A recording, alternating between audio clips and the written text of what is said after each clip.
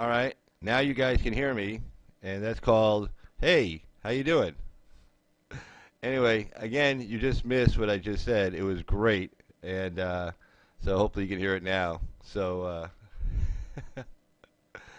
okay, let's see. We should have audio now. Let's see. Hold on here.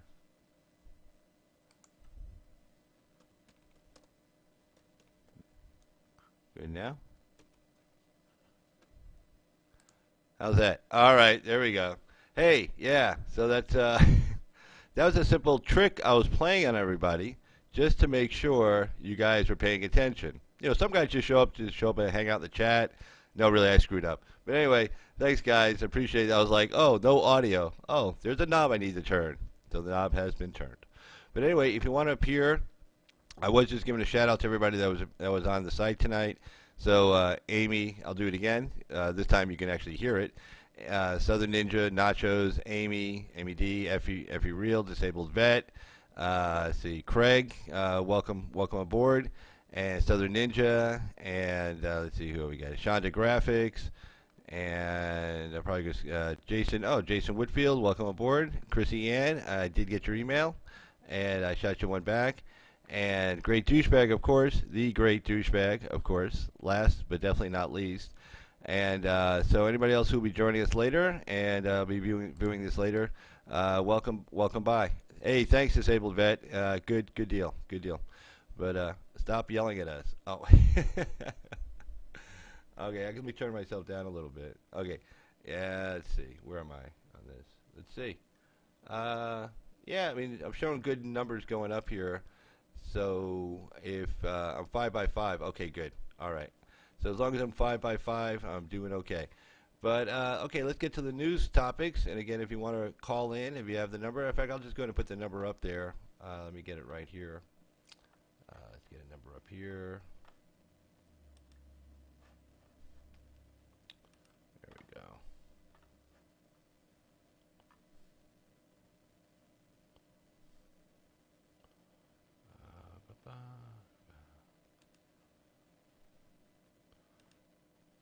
Put a phone number up here real quick for you guys.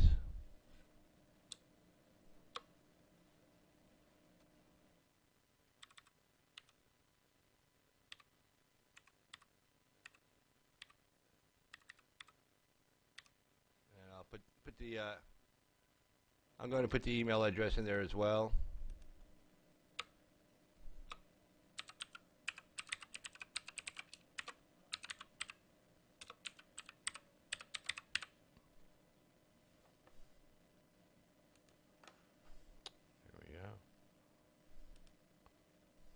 There you go.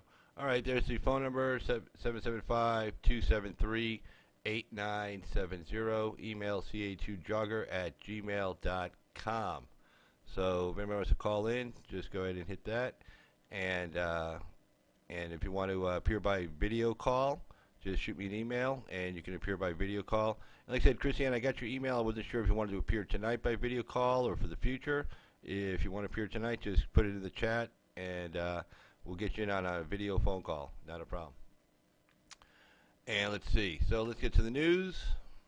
Where we go? First story I wanted to cover was Donald Trump vetoed the resolution seeking. Oh, we have a phone call. Please hold on. Your email, I wasn't sure if you wanted to appear tonight by video call or for the future. Yeah, you need to turn your YouTube off. Yeah, it's off. Sorry about that.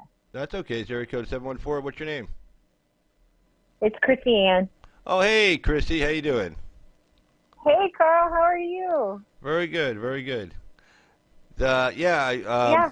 What's her name? What's it? For information. That's her name. Yeah. She was mentioning you the other night, and I think you were on, and I tried sending you an email, but I think you had just left her site at the time. Oh, yeah. Yeah, because we were conflicting, because I saw that you were on too, and I think I shot you a message in your chat. But yeah, I've heard a lot about you, and I've watched you a little bit here and there, and yeah, you've got some great stuff. So. Oh well, thanks. Totally appreciate that. But what kind? Tell us about your channel. What kind of content do you cover on your channel? I try to cover mostly global politics. I definitely, obviously, touch on American politics and such, but I try to kind of put everything in context as to like prophetic times, and also try to keep things a little lighthearted and a little fun. You know, we goof off probably more than anything else in the channel, but yeah, I have a great panel. I have my sidekick Nick, and I have Father Menace, and we have other people. We also have like D.A. Archer and Chris Bursey, and then every once in a while we have pop on guests too. So I would love to have you on my show one night. Oh, that would be great. Yeah, I would definitely love to do that. I can go on your panel, and you can come on my panel. That would be fantastic. That would be awesome. Yeah, definitely. We cover primarily here. We cover a lot of primarily news, politics, headlines of the day, that kind of thing. So obviously, pro-Trump. I got Trump's name up here a couple different places already. Pro-Trump site. We've been covering a lot of the Democratic candidates lately, kind of trying to get an idea of where they stand and pretty much what's the best way we can actually, combat them. Because we can't get complacent and just assume they're going to lay down for us and not put up a fight. And I'm old enough to remember, Michael Dukakis supposedly, beating George H.W. Bush by 17 points and ended up losing by 4. So I try not to take anything for granted, if you will. Yes. Oh, and I forgot, and I also have forbidden information on my panel too. So yeah, that's where you just made a comment in the chat. That's where I heard about you from. She was mentioning you, and I was on her chat at the time, and I think, you had just left right before I did an ad at you to say, here's my email address, send me an email. And I don't think I tried to get in touch with you for my last panel.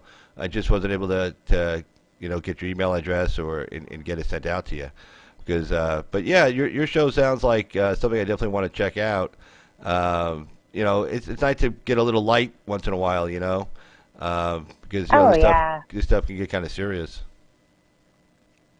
Yeah, it definitely gets heavy. It definitely gets heavy, and I think as we continue to move forward, stuff's going to get heavier. So we really need to look for the lighter side and things. Definitely, you need a break. Totally agree. But how long have you had a YouTube channel? It's been up since 2016, but I haven't really been doing live streams that long. Just maybe a couple of months. I was on other YouTube channels commentating on there, and it was time for me to kind of grow a little bit, and that's what I did. I started my own channel, and yeah. No, actually, it was really funny because it all started with a fight with Chelsea Clinton. I got in a fight with Chelsea Clinton on really? Twitter. No kidding. Yeah, her and I had a little tiff on Twitter about abortion. She was out campaigning with Planned Parenthood, and she was saying that it was no disconnect since 1973 that when Roe versus Wade went into action, that women contribute over $3 trillion to our GDP, which was a total lie, because first of all, when she's not accounting all the lives that we lost that are not contributing to the GDP. And right. So when I called her out on it, she was saying, it's reproductive rights. So she was trying to encapsulate it into reproductive rights, which, birth control isn't the same as murdering. But so she put in some bogus article with the tweet she gave back to me, and it went viral. Because basically I caught her in a lie, and then I caught her in a second lie, and the buzz, I think there was a few different news outlets that kind of did a story on her. Oh, really? Good deal. Twitter fight. Well, you just sold Effie Real. She just subbed over to you, so there you go. Oh, thanks, Effie Real. I appreciate that. Yeah, I always like when they couch the abortion argument in terms of reproductive rights. It's like, I don't know, if I want to throw somebody off a building, do I have is that I don't know, building rights or something. I don't know. Yeah, it really boggles my mind. Is why are these people, it's destruction. Reproductive rights is not the same as just destroying and killing and maiming.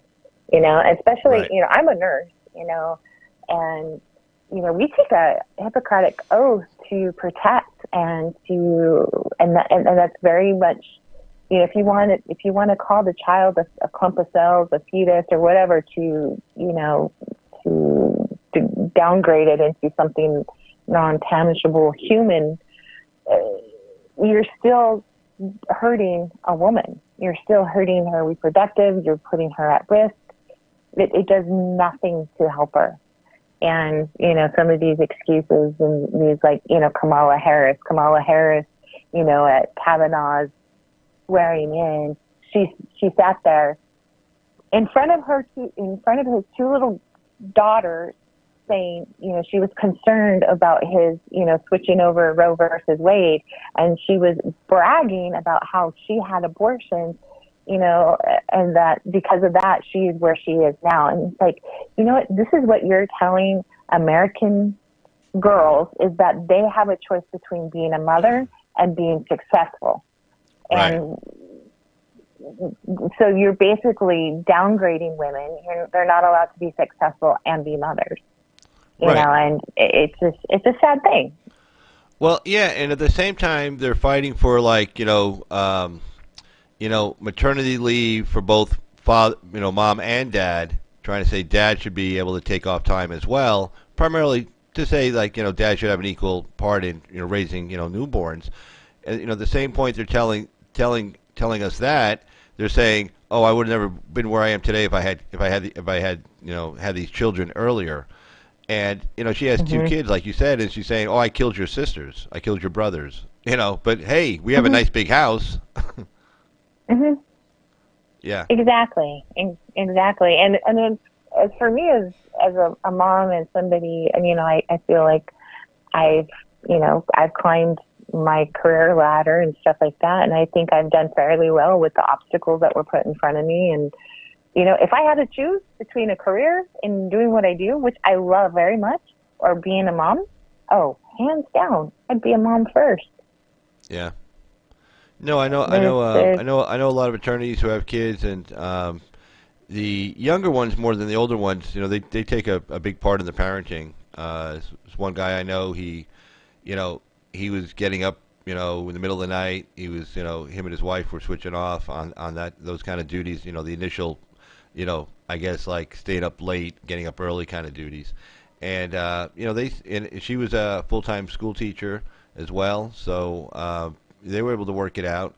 But yeah, no, I mean, I just don't understand. Like I was having a conversation with a friend of mine today, and I'll say, look, if you're like pro-abortion and you want to try to rationalize something to try to get rid of the cognitive dissonance in your head, saying you're killing a human life, you can say, okay, maybe the first trimester, maybe the second trimester, like your clump of, like you were saying, how they say it's just a clump of cells, but nobody with half a brain, no biologist, no gynecologist, no doctor, nobody can say that in the last trimester, the 7th month, the 8th month, the 9th month, that is a life. That if you remove the baby from his or her mother's womb, and you put it into an incubator, that baby would survive, and the baby would come out alive. And so to sit there and say you're in favor of abortions in the last trimester, or like the New York law, the Virginia law, where like potentially if it's like in the birth canal, you could still have an abortion. I mean, that's just straight up murder. Just straight up murder. Oh, yeah. Yeah, and that's the thing that it really gets to me is this whole, women have a choice. Women have a choice to prevent it. Women have a choice to keep their legs closed. They have the choice to, nobody's taking their choices away. But when you make a choice that includes another person, another innocent child, you're now taking their choice away when you murder them at any age, whether it's at conception or at the birth canal or even after the birth canal now in some states. Yeah, and forbidden information was, on her side. I know you go on her side. She's been on your side, and one thing she mentions is that she has some kind of physical issues that in modern day today, or even back then when she was born, her mother could have aborted her, legally, and she's like, thank you for not aborting me. I'm alive, and she has a few kids of her own now, and she seems like a really great person, and it sounds like she's doing a Mhm. really great job raising her kids. And just think of, you know, killing her life before the chance to get started, and then the people that she got to have, the children she got to have that would have never been born if she had been aborted, and all the great Right. things that her children are going to do, the great things she's doing, all the things that she's benefiting society with. It's like what if you had aborted, pick a doctor, pick a scientist, pick somebody who invented something, and maybe we Oh wouldn't have yeah. that invention, you know. Oh yeah. Yeah. And here's the thing too. It's we need the immigration coming in, not the illegal immigration, but we need the immigration coming in because we're not sustaining our own country because of the low birth rate. Yeah, and that's You part know, of that's. I mean, I'm not a conspiracy theorist. I try to stay away from that, but let's be honest. I mean, they're pushing the abortion thing at the same time they're pushing for open borders, saying, "Oh, we need more workers." Well, if you weren't telling people to get abortions left and right, then maybe you wouldn't need to import anybody else from a foreign country. right, right. Well, yeah. I mean, we need, and I mean, as far as like the mass immigration goes, and you want to look at that, like on a global aspect, with all these other countries that are being, inundated by, these people from these oppressed countries. That's the whole. To me, that's it begs to question.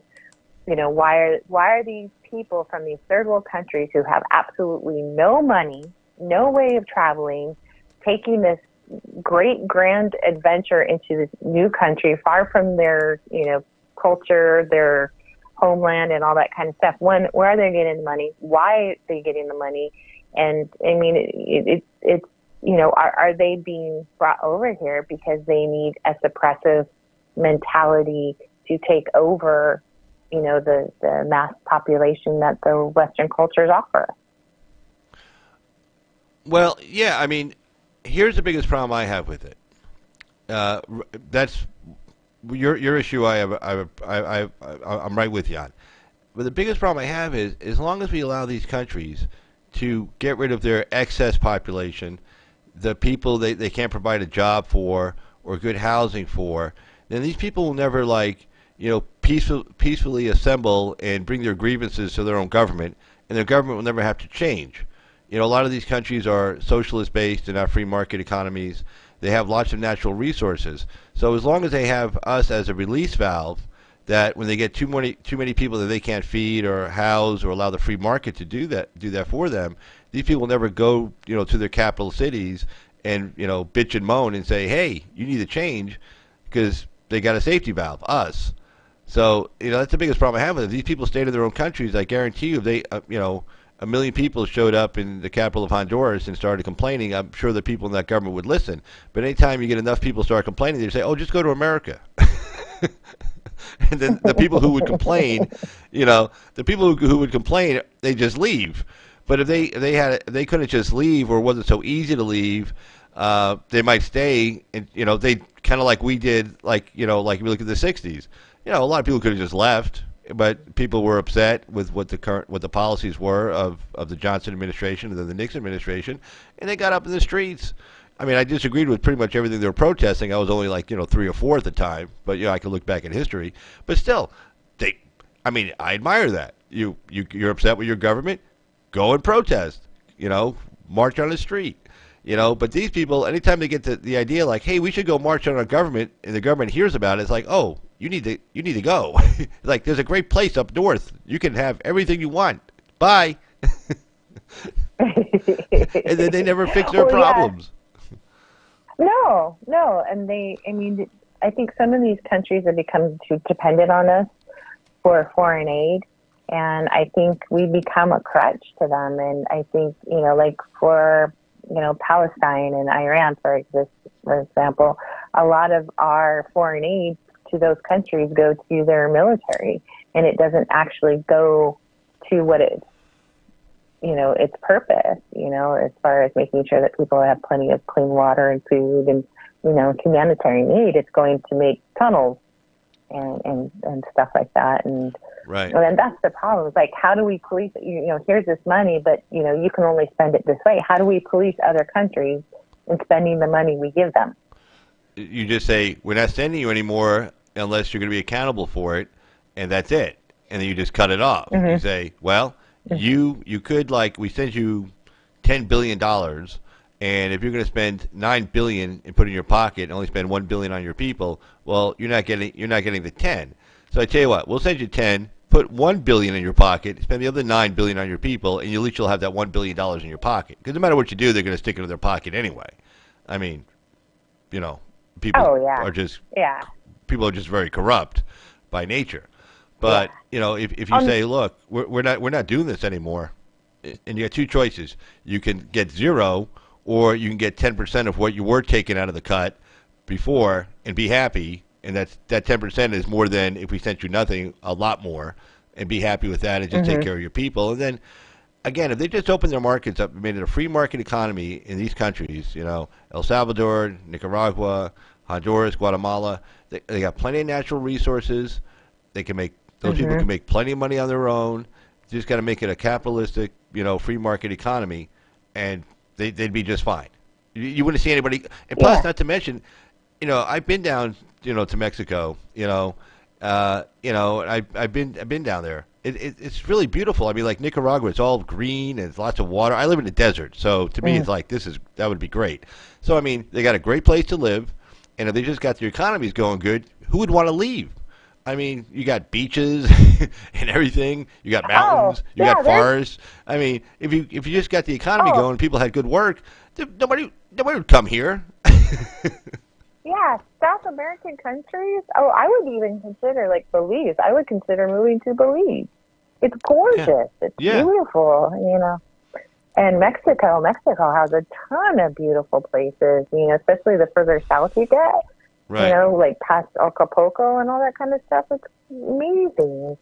So there is a rich culture and a rich history in those the countries, and the resources are great.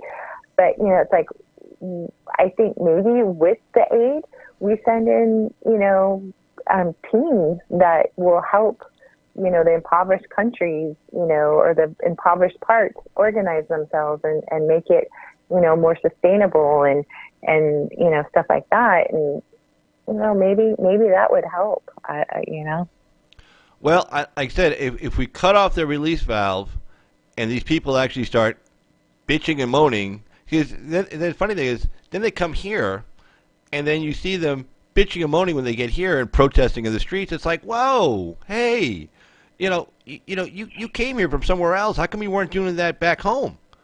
They know they appear to know how to organize, and to make that trip, you got to save some good money up to get up here. Well, here's the thing that you're not hearing in the news and stuff like that. Like these caravans from the southern borders. There is a group called, I don't know the Spanish term for it, but it's basically Open Borders, and it's a George Soros funded organization, and this is the same organization that is bringing these mass immigration groups from the Middle Eastern countries into Europe right now. It's the same group that are bringing these South American citizens up to our southern borders. And what they're doing is it's the open border societies. It's part of the 2020 plan or 2030 plan of United Nations. The United Nations really wants to have a one world order. They really want to have open borders. They really, and it's a lot of the Middle Eastern, a lot of the Hamas, a lot of the those types of people are trying to manipulate the union the UN in order to try to, unfund us and, undermine us, basically. Well, yeah, and the only reason I can think where these people are just for open borders and stuff, what's like other than like a humanitarian reason, like we should all be equal, and and of course to be equal, that means we have to come down because you'll never get them up to our level, not based on the governments they have. And the fact that they don't want to go for free markets, so that means we have to come down. But the only other reason I can think of it is that and probably douchebag can definitely speak on this, is these globalists. It's all about making money, and of course, what they want is cheap labor. They don't necessarily when they get cheaper labor, they don't necessarily reduce prices. They just increase profits. And I'm all for making money. Don't get me wrong, but if I'm all for all of us kind of making money. You can have a win-win situation. You could have our big companies that employ lots of people that could do the big investments, making lots of money, and you can have people down below making money. But if you flood the market with labor, supply demand, you increase the supply of labor, and demand stays constant. Well, the price of labor goes down. Too many people competing for the same job, and you don't have to pay higher wages because you got 100 people behind you will take half as much as you're willing to take.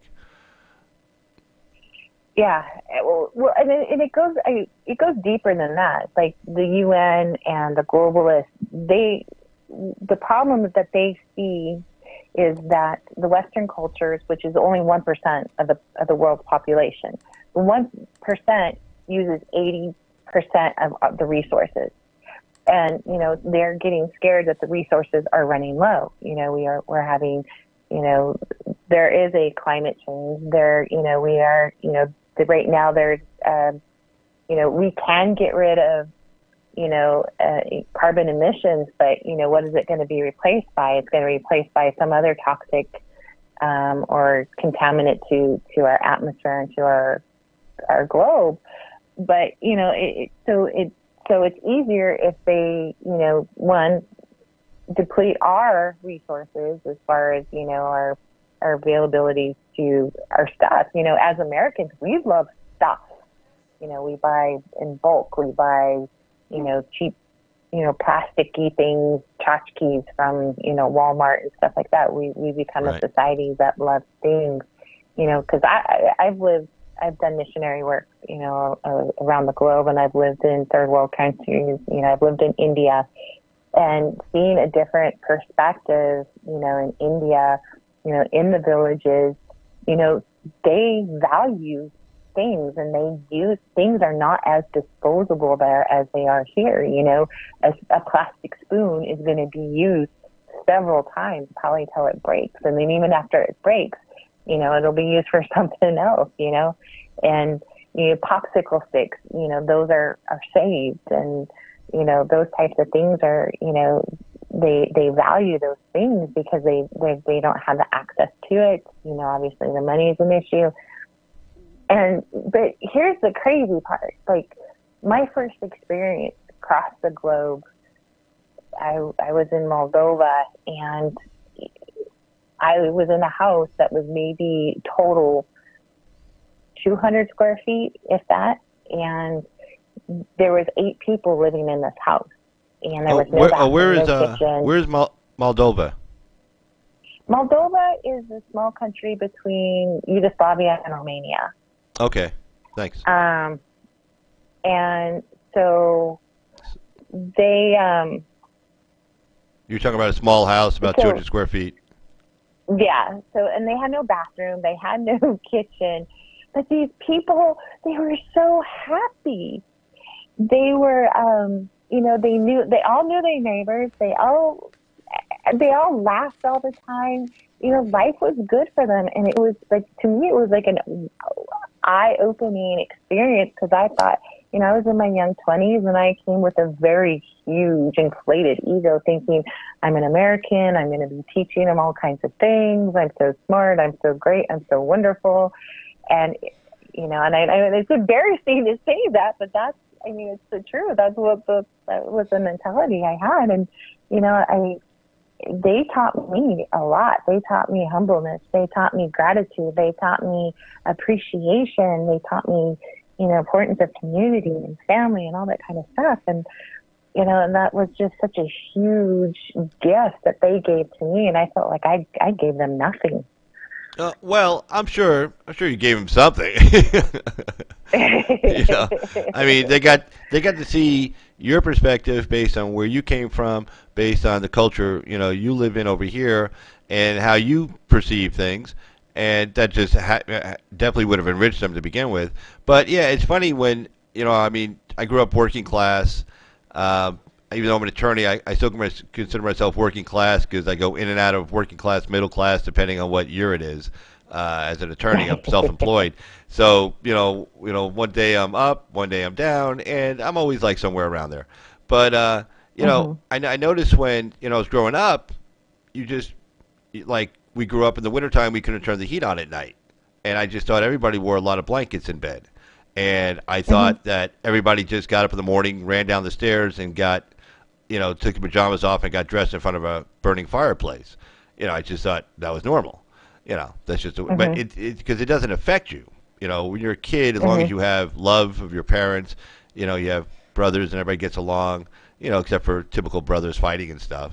But, you're in a home full of love. It's like, who cares if the heat's running? I mean, it wasn't like, oh, gee, we don't have any heat. Well, so what? We have a family. Even as a young kid, you can kind of appreciate that. So I guess where you were, they didn't have a lot, they had each other. So right. Yeah, and it was an amazing experience, and so they gave a lot to me, and so I was very thankful for that and that opportunity. And so, but going back to all this, the globalists and the whole agenda of the UN and trying to suppress us and bring us into that type of mentality.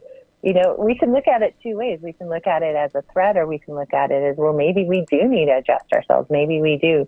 And not to say that I think we should accept defeat or say that, this open border thing is good, because as a biblical standpoint, no, that we need borders. We need to be able to protect our own. We need, what's happening with the Ebola virus is they're finding Ebola at the south of the border.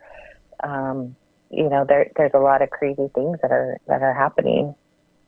Yeah, well, I think it kind of goes back to what I was talking about earlier as far as the free market.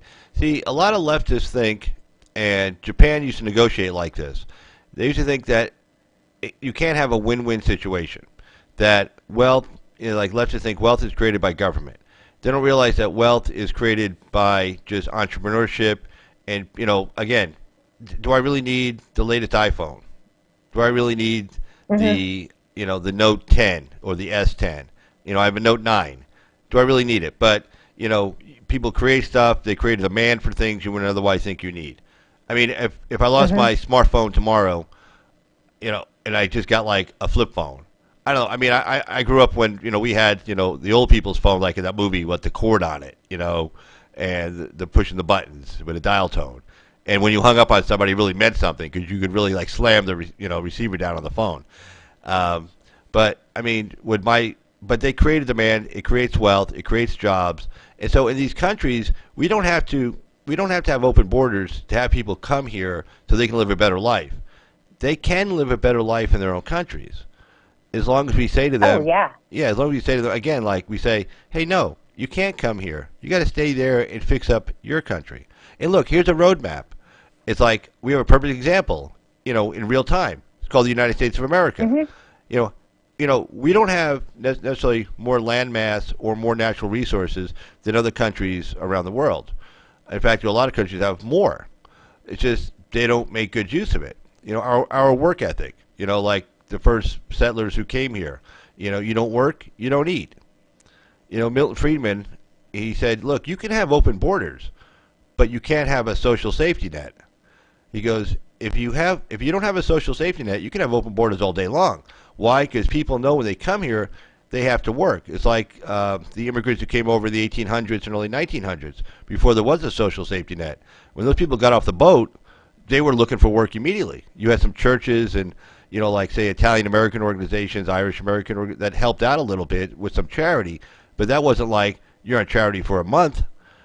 So these people got off the boat. They took jobs like longshoremen, truck drivers, work in factories, whatever it took to get money into the household so they could eat. Because without that, they couldn't eat. So if you told these people, look, there's no social safety net for you, that one would only attract people who are coming here to get a job.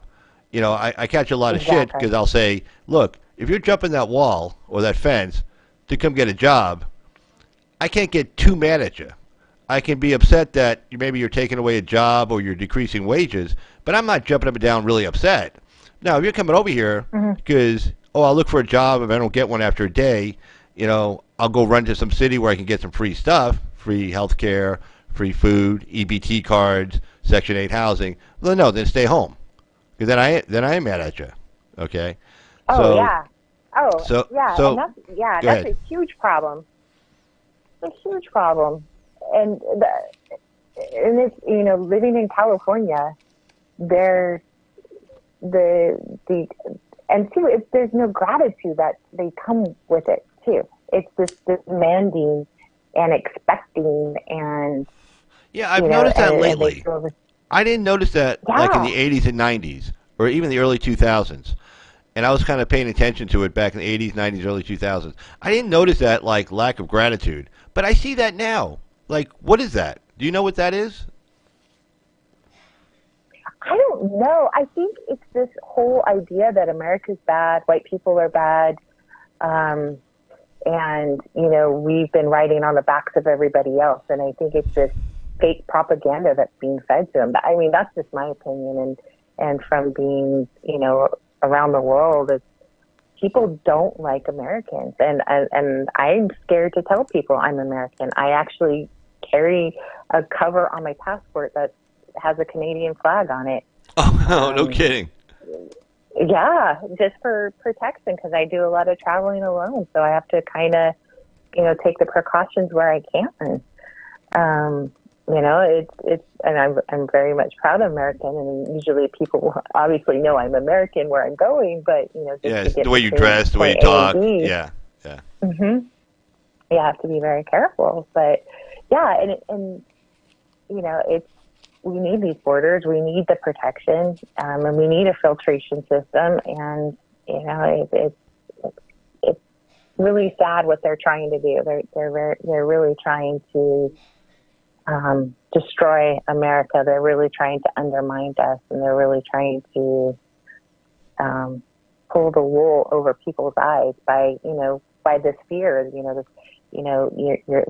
if you think this way, you're a bad person. If you think this way, you're a racist. If you think you're this bad, they use all those tag, terms that they like to label us with. If you like Trump, you're obviously, A, B, and C, and it's like, where's the proof in that? Just because, you keep hearing it in the echo chamber, Right. Well, it's a funny problem the Democrats have right now, because it seems like they didn't learn anything from 2016. They just kind of doubled down. So you see their candidates, and because the media doubled down, they just are just really been trashing Trump, trashing Trump supporters, trashing any of his ideas, and they've just been repeating the same, leftist talking points and like doing the roundtable discussions where everybody agrees, or maybe somebody kind of disagrees, but just a little bit.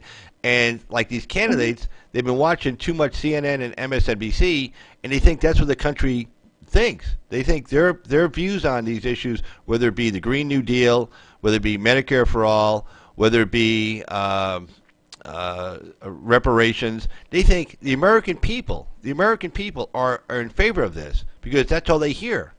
Because they hear from CNN and MSNBC that it's like, no. Remember, after 2016, everybody said, we needed to get out into, outside of Pittsburgh, outside of Philadelphia, outside of Baltimore. We need just to go like maybe 30 miles away and just kind of like talk to people. Maybe go to Staten Island, And they all said they were going to do this, and they didn't. And these candidates are just listening to the news, their news stations, and even to the point now where they say they're not going to do a debate on Fox because they're afraid they're going to get asked some tough questions and tough follow-ups. But even Bernie Sanders said, and he caught some shit, was that look, there's a lot of people that watch Fox, the number one news station in the country, cable news station in the country, and those people vote. What are you people talking about? Of course, we should be reaching out to those viewers, those voters, but they just sheltered themselves the last 2 years, and they still don't know why Trump won. They still don't get it to this day, and I'll be honest with you, I hope they never get it. Because they're just sinking themselves. I mean, right in front of us. Right, that's real time. Right in real time, they're sinking themselves. Well, I think they do get it, and I think that's one of the reasons why they're not supporting Trump in the wall, is because in California, in Los Angeles, 1.5 million voters. There were more voters than there were actually people living in LA. Now explain that one to me. And you know what? Newsom won by 1 million votes in this midterm. And I'm very scared of Newsom. Newsom is already, his horns are already showing, and his dissension for Trump. And, let's look at all the Democratic run governments in the U.S. Look at the state they're in. Look at Nancy Pelosi's district. Look at Maxine's district. Look at New York. Look at all these Democratic ran, they're for the people, but yet their people are in the worst conditions in all of America. My office is in, one of my offices is in Maxine Waters' district. I constantly have to walk over feces or people laying in the streets, and it's a sad situation because here in California, we are so overtaxed. I know people with 1 and 2 jobs who are homeless. And these aren't, they're and it's hard for a person with, 2 jobs to get a home. What about, the disabled vets? What about people with mental problems? What about, the sick? There are buildings, there are groups out here that will help the immigrants, the illegals, get their EBD cards, their homes, their everything. But you don't see the movement, you don't see the outreach to the vets, to the homeless, to the Americans that are in a disgraceful situation. Well, yeah, and part of the problem in California is I had to drive to San Diego just last year. Last year it was, in fact, this month. And I used to live in California. And I noticed the highways from like 10 years ago look the same. Mm-hmm. And so you have, of course, housing prices go up because if you want to live in affordable housing, your commute coming down, like, say, the 91 freeway or the 10 or the 60, coming from, like, say, Riverside, or even Corona, San Bernardino area, those areas, you're talking 2 hours, 3 hours. And I mean, I saw traffic I've never seen before. We were, I don't know if you've ever gone on the 15, I know you probably have, down to San Diego. And you know that dopey bridge? It looks like it's a bridge, I guess, for somebody who owns a property. It's over the 15 freeway on the way, right when you get past the checkpoint. I have nightmares about that bridge. Yeah, I know. It's a weird bridge. I used to go to law school in San Diego. I used to drive past that. I never could figure out what the hell it was. But anyway, so we're driving down. I'm driving down with a friend of mine, and there's at 4 o'clock in the afternoon, it's a Friday, there's traffic, stop and go, down by that bridge. I had never seen that before. People who, I guess, work in like San Diego or North San Diego County who can't afford to live there are like driving up to Temecula to go home. I mean, I couldn't believe that. That was crazy. And so they tax there's high gas tax, but it goes into the general fund, and so it doesn't go to fix highways or expand highways. And so people either they have no life 3 hours each way, or they have to buy a few houses there are near where they work, which drives the prices up. And they have to work 2, 3, 4 jobs to make a $4,000, $5,000, $6,000 a month mortgage. which in those like close to like L.A., close to say Costa Mesa, etc. Those houses cost that much. $600,000 house, $6,000 a month mortgage payment. Well, that's a lot of money. I mean, I couldn't afford that. I mean, I could, but I'd have nothing. I wouldn't have this microphone. I wouldn't have any furniture. Well, yeah. I'd have a house. That would be it. Yeah, I live in the areas that not in the areas, but in the area that you've talked about. And the 15, just to go from North Corona to South Corona, like to Green River to the 91, in the morning, will take an hour. But if you're lucky enough to afford $20 to $40 a day in toll fees, then you can take the toll roads, where it's going to save you about 20 minutes if you're lucky. No, I used to. In fact, no, I know. Go ahead. Those toll roads are they're absurd. And they were supposed to, and here's the thing, in order for those toll roads to go in, what was passed was they got a grant, and they were supposed to pay the grant back. And then once the grant was paid plus some profit for them, they were supposed to return the money back, or the lanes back to the people to ride without the toll roads. But now they're leaving it and they're adding more toll roads. So those fees were never paid, but they're now getting more grants to put more toll roads in. Wow. Yeah, see, I didn't know that. I mean, I was there when they first went up, and I was living in Corona when they were building that. And in fact, I wrote it the very first night it opened, coming back from Newport, coming up to Corona. And they didn't have any deer fences up. And I almost hit a deer. I saw like 3 deer get whacked. It was dark because it opened up in the wintertime too. There were no deer fences. The deer the first night it was open, so they were used to just crossing the road at night, no traffic. Maybe some construction workers. And man, it was scary as hell. But I went to Laguna Beach about 3 years ago. I think it was 3-4 years ago. My girlfriend and I drove down there, and she had never driven down through those toll roads. And she goes, "Oh, we can hit a lot of traffic." I said, "No," and I ordered one of those fast track devices, in fact, and I put it on the car. But if you can afford it, great. But there was nobody on it. I mean, it was wide open. I mean, nobody was using it. I mean, I had passed 10 cars the whole time, from all the way from the 91 all the way down to Tustin. There was nobody on it. I passed 10 cars maybe, and it was like I timed it so I would hit Corona like about 9:15, 9:30, and it was during the week. But still, nobody's using it. They're all stuck on the 91, heading down to the 55. Stop and go all the way in. It's crazy.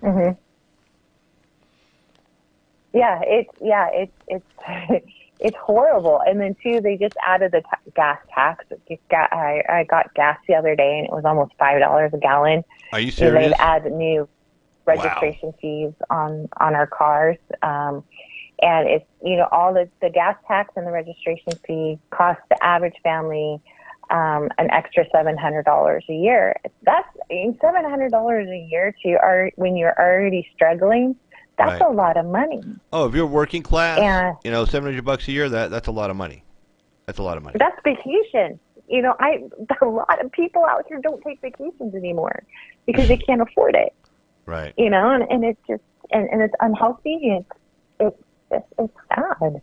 It really is really sad. And then you have the illegals that come here that are taking care. They have the benefits. They have the free food.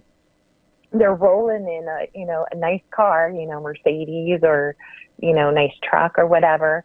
Wow. And then they're working on top of it under the table. And so I'm looking at them, and they're living in, 2 or 3, families are living in a 3,000 square foot house that costs, anywhere from $500,000 to $700,000. Right. Yeah. No, we watch that HGTV channel, and they'll be doing like refurbishing, like down towards like Hermosa, Redondo, just north of that. I can't remember what's that one city? All the dock work, all the World War II guys used to live there that worked down at the docks, just north of Hermosa. I can't remember that town. God damn, it escapes me. Hermosa? Yeah, just north of Hermosa Beach and Redondo, there's that city. Anyway, Redondo. but they had these Huntington? little. Excuse me? Huntington? No, that wasn't it. But it's this little town, and they had all these little like cookie cutter houses, little small houses. You know, because they were built in the Mm-hmm. 40s for the workers who for World War II. Little small like I don't know 1,200 square foot homes, and it's $700,000 for a 1,200 square foot home, 1,100 square foot home, and these people think they're getting a steal, and I'm like, that's $7,000 a month mortgage payment. I mean, forget having kids. I Mm-hmm. mean, you got both people are working lots of hours. Mm-hmm. Nobody has any. You Mm-hmm. can't afford 8 kids. Nobody can take time off to raise a kid. It'd be impossible. Mm-hmm. You lose your house. Mm-hmm. Or then Yeah. you're stuck living in Riverside, San Bernardino, driving in 3 hours a day. Yeah. So It's exhausting to live here. It's to be to have like for me, to go in to Corona to Tustin. I refuse to pay the tolls. I refuse to take the 91. So I take take a highway. Oh, If I'm okay. gonna You have a be death stuck. wish. You have a death wish. To me, if I'm going to be stuck somewhere, I might. Well, you're still going slow. There's still traffic, so I might as well have a view, instead of sucking on smog. Right. No, I understand. No, if I was still living there, I'm sorry. I would eat it. I would pay that toll road fee. I would be taking the toll road. There's no way. Yeah. I mean, I was doing that right before I left. So. Yeah, I just can't afford it. That's another $400 or $500 a month. Yeah. No, I know it adds up, but my sanity, I would do without a whole bunch of other stuff. I don't care what it was, but for my sanity, no, I was living there when they were working on the 91, when they were expanding it, Mm-hmm. and that was a Mm-hmm. Nightmare on Elm Street, and that was terrible. Oh yeah. And, yeah, there was. Oh yeah. Yeah, so I would definitely be on that toll road without a doubt. But Yeah, hey, that toll Chrissy, road thanks. now goes from Go ahead, I'm sorry. the 91 to the 15, all the way almost into just past where Corona stopped. So yeah, it's crazy. Yeah. Well, hey, thanks for calling in. Everybody check out Chrissy Ann's site. Chrissy, definitely put your, well, let me make you, tell you, when you come on, I'll make you a moderator so you can put your link into the chat room. Okay, well, I hold on. appreciate Let me that. see if I can find you. You're probably way back there.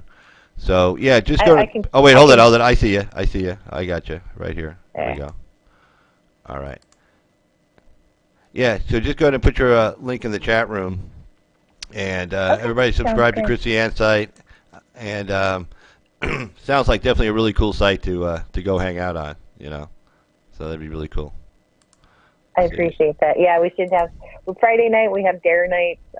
Usually we have somebody from the chat. We pick a winner from the chat, and they get to pick somebody from the panel to do a dare, and so they get to see the dare the following Friday. So yeah, we have fun. We get a little silly. So. Good deal. Good deal. Well, thanks for calling in, and definitely be checking out your site, the Dare site. Okay. All right. You just talked me out of being on the panel. No problem. All right. All right. Kyle, Take care. thanks. All right. Bye-bye. Bye.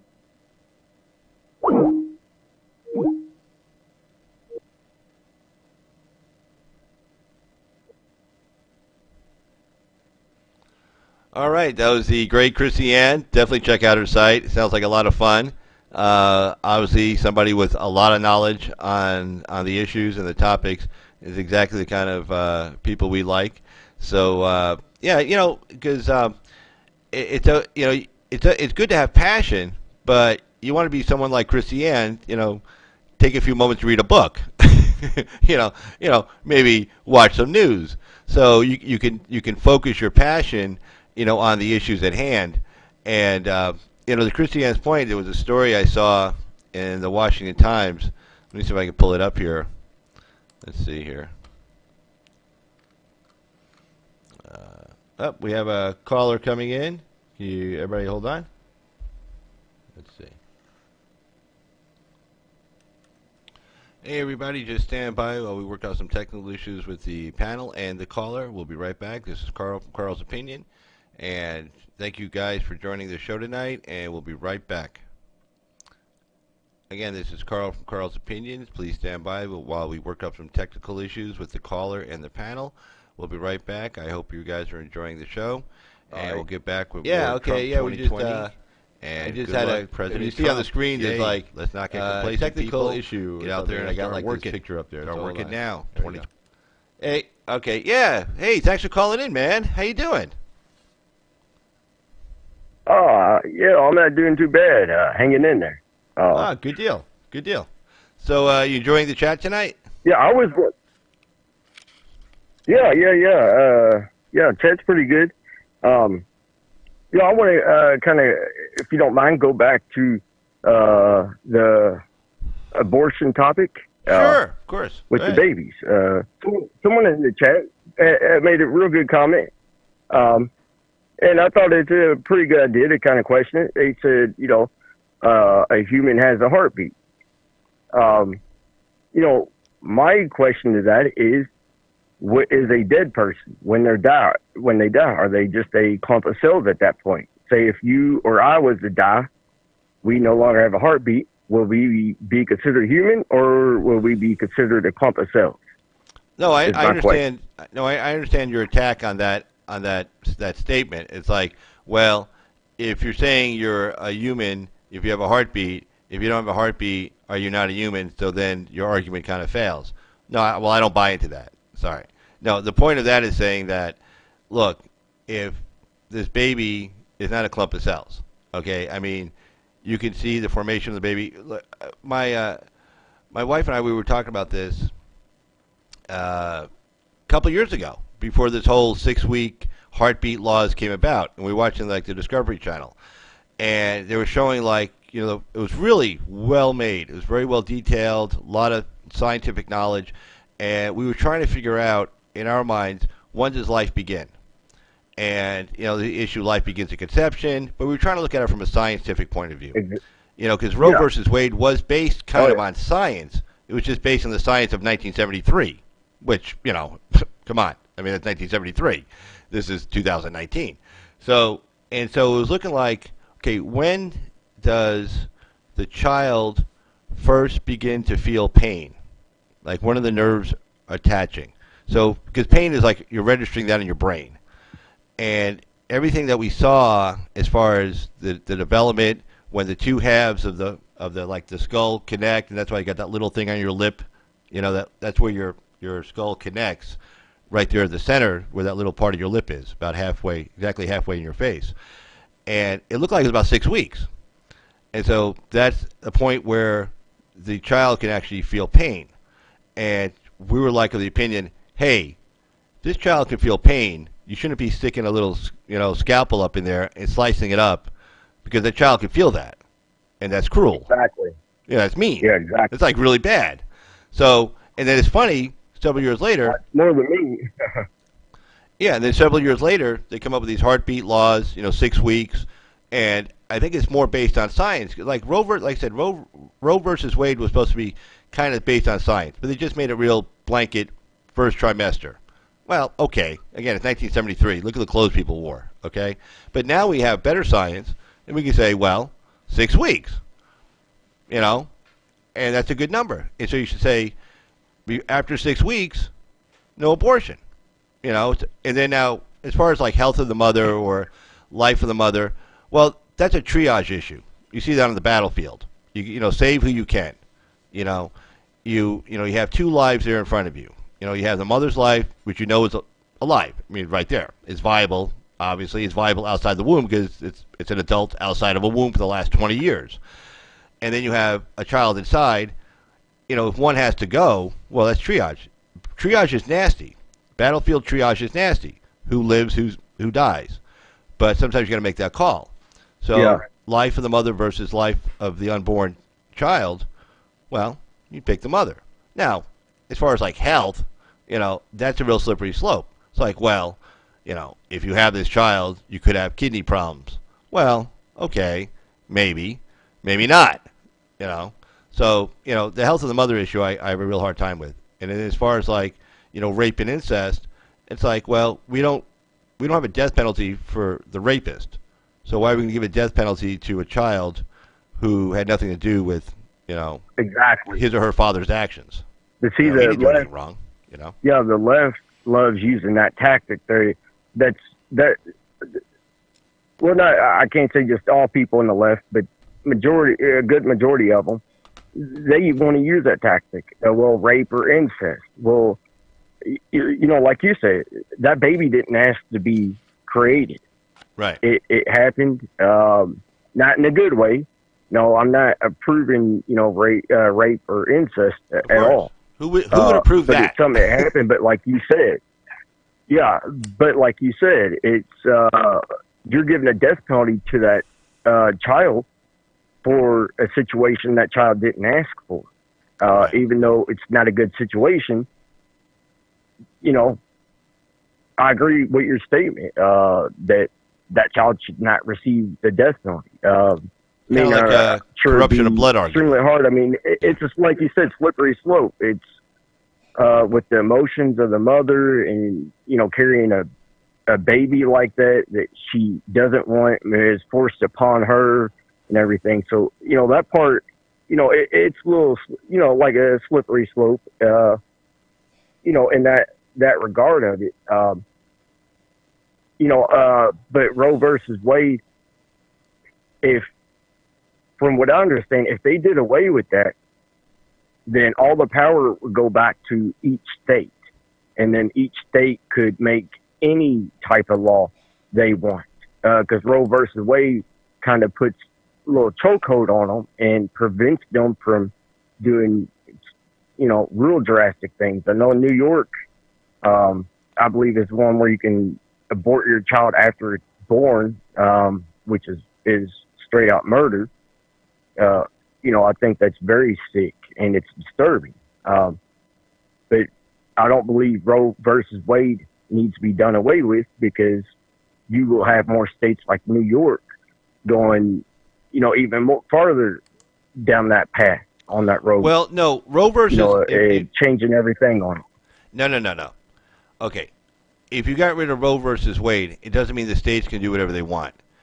All Roe versus Wade did was to say that you have a federal protected right, a constitutional right, to have an abortion within the first trimester. Okay, it says your constitutional rights are guaranteed, that a state can't pass a law preventing you from having an abortion in the first trimester.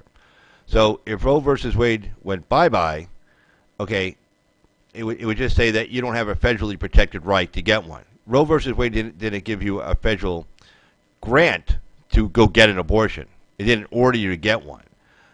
It just said it's a federally protected right. States can't pass a law. Basically, what Roe versus Wade did, they looked at the prior case was Griswold versus Connecticut, and that had to do with birth control.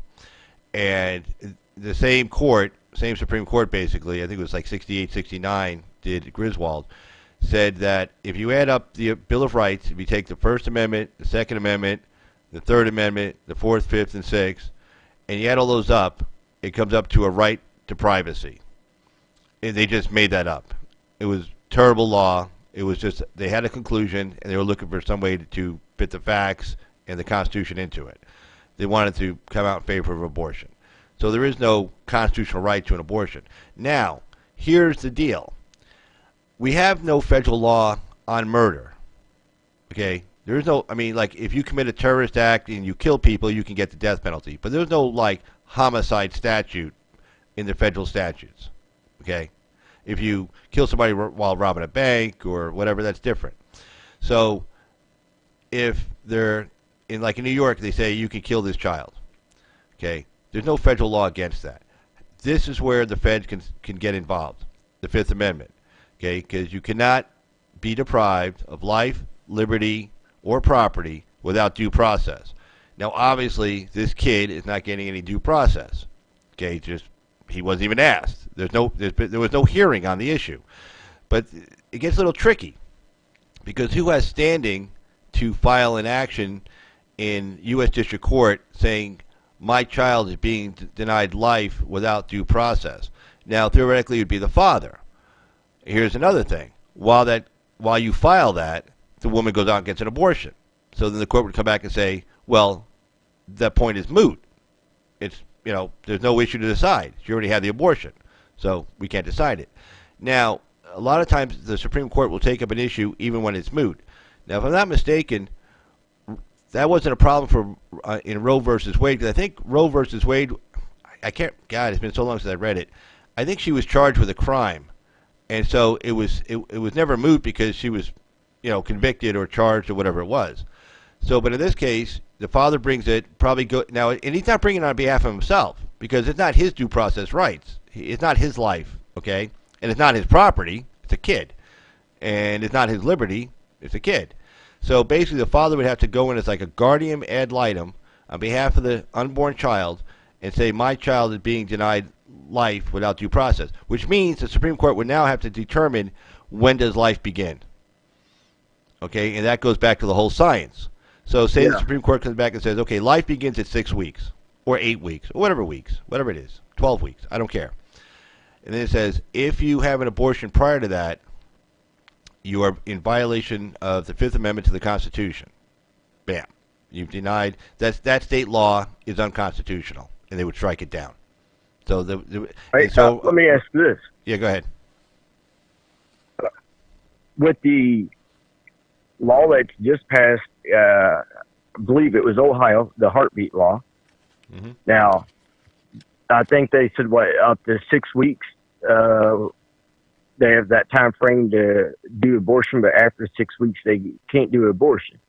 Now, is there any law that you know of that would prevent a woman going to another state that has different laws on abortion, where, say it's 9 months, up to 9 months, they can have an abortion? Is there any laws preventing a woman going from her state where she has the heartbeat law going from Ohio, and then she's after 6 weeks and she decides, I want to abort this child. I'm 6 months pregnant. I want to get rid of it. And then she goes to New York and have it done. Is there any law right now no, that would prevent that from happening? None that I am aware of. Yeah, there's an attorney's answer for you. Okay, none that I'm aware of. But yeah, I've never heard of a law that prevents you from crossing state lines. Because like the Mann Act, you can't cross state lines. Like to take for instance a 16-year-old girl, like from California, where it's illegal to have sex with her, to like say Nevada, where the age of consent is 16. Okay, that you can't do, right? Yeah. So, but I know of no law, nor would I can see one being passed in the Congress, that says you can't cross state lines to go from one state that says you can't have an abortion to another state where you could. Yeah, because I see that. I see that is going to be the thing that's going to be happening is with the heartbeat law. It's a move in the right direction. My opinion, it's a move in the right direction, but because I haven't seen any law that would prevent them from going from their home state to another state just to have the abortion because of the different laws. Right. I don't think it's really going to deter these women from doing that. I think the abortion rate is still going to be the same, if not go up. And I think you're going to see an increase of women going to like New York or California or, different states where they have different laws, like which saying is why, you can have abortion up to 9 months.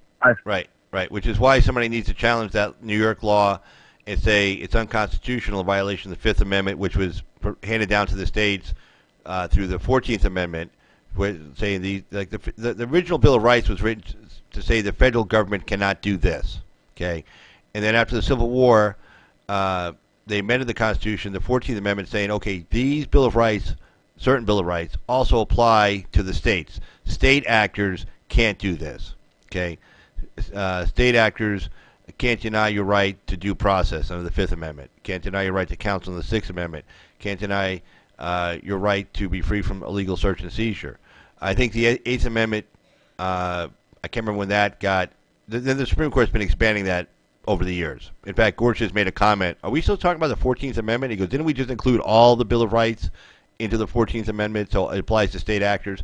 So if you say, hey, this child in New York, that law is unconstitutional because my child is being denied, the child, and I'm speaking on behalf of the child as a guardian ad litem, is being denied due process by depriving it of its life without due process, without a hearing, without anything. And so if those laws get struck down, if they got a decent chance of getting struck down based on the science. So first you'd have a hearing like in the U.S. District Court level. That's where you have your testimony, your expert witnesses, and stuff like that. Because the Supreme Court, when they review a case, they review it based on the evidence down below. When the Supreme Court hears a case, they don't hold a trial. It's legal argument based on the transcripts from down below, and that's all down at the U.S. District Court level. And basically, like the father would come in and try to file for an injunction, say, asking the court to enjoin mom from having an abortion, okay? And you'd probably file something like that ex parte. With a declaration, and then setting it for an order to show cause hearing, and then you'd have a mini trial at the district court level. Then it'd get appealed up, but you would never have another trial. Just you'd have legal argument, after that. Yeah, there's a case. Haven't followed it. There was a guy that has a lawsuit I believe against Planned Parenthood because they said they violated his child's right. And aborted this guy's child, and he's suing them for it. I don't know, where it's going, if it's still ongoing or not. But a guy did file a lawsuit, on behalf of his unborn child that was aborted, at Planned Parenthood, saying you all violated my child's right. You didn't get my child, a hearing, and something else he said. And I believe a guy should have a say in the abortion, because a woman can abort the child and the guy has no say. But if the guy doesn't want the child and the female does, then that guy has to pay for that child for 18 years. Yeah. Women right now have their cake and they're eating it too. A guy has nothing. He has no say. My thing is on this, if the guy doesn't want the child and he wants it aborted and she doesn't, there should be some type of paperwork where he signs off and he's not responsible for that child at all. He has no child support payments, nothing, and can never see that child. I think that would be fair, because women can abort their child and that guy, misses out on that child's life. Yeah. And yeah, that's his kid. Yeah. So it should go both ways. If the guy doesn't want the child, it should go to court, and it's my opinion. It should go to court and have all the documents signed where he's not held responsible for that child at all, not even a penny. But then if she doesn't want the child and she aborts it, guess what? It's done and over with. To me, it should go both ways on that part of it. Did you hear that? It was like, do. Hold on. You still there? Okay, good. Yeah. But, all right, hold on. Let me just jump back. You're gonna hear that noise one more time. Hold on. Oh, all right. Nope, not that time. No, I agree. It's like, there you go. Anyway, the father has no say in it. Now, look, here's the deal. And a lot of feminists and leftists have a problem with this concept. But in the human species, just like in just about every other species that I'm aware of, you have one gender that has babies. Okay? So, and if they don't like being called this, but they're basically, an incubator. Okay? Where they have to carry a child. That's how species survives. Okay? One gender has a baby, one gender doesn't. Well, I mean, if you don't like it, if you don't believe in God, blame evolution. If you believe in God, blame God. But, that's just the way it is. Okay? And until some scientist comes up with the ability for a man to carry a child or something, if we want to survive as a species, one of us has to have the baby, and that one of us is a woman. Sorry, again, blame evolution Yes. if you don't believe in God. And Say, God, evolution sucks. Well, Yes. go write a letter to evolution. Address to evolution, you suck. Tough. Somebody has to carry the babies. Have a nice day. That's about the end of it. Exactly. You Yeah. know? They want, I guess they want men to be like a seahorse, where the males carry the baby. But Yeah, then if that at some was point. the case, and males carried the baby, like a seahorse, and then the guy decides he wants to abort it and tell the woman, hey, you have no say. This is my body, my choice. I'm aborting it, whether you want it or not. I don't care. Yeah, Then I mean, there'd be a major uproar over that. Yeah, I mean, look, If we were they the ever gender, get to that if we were the crazy gender, technology. yeah, I mean, if we were the gender that carry the babies, well, we'd be carrying the babies. But the other gender, Yeah, if we're has to like do a that. seahorse. Right, exactly. Yeah. But anyway, hey, Nacho, thanks for calling in. I gotta call Mr. Douchebag, and I'm gonna give him a call right now. But hey, man, great phone call, and definitely like seeing you in the chat. So have a good one, okay? All right, you take care, man. All right, Later. you too. Bye bye.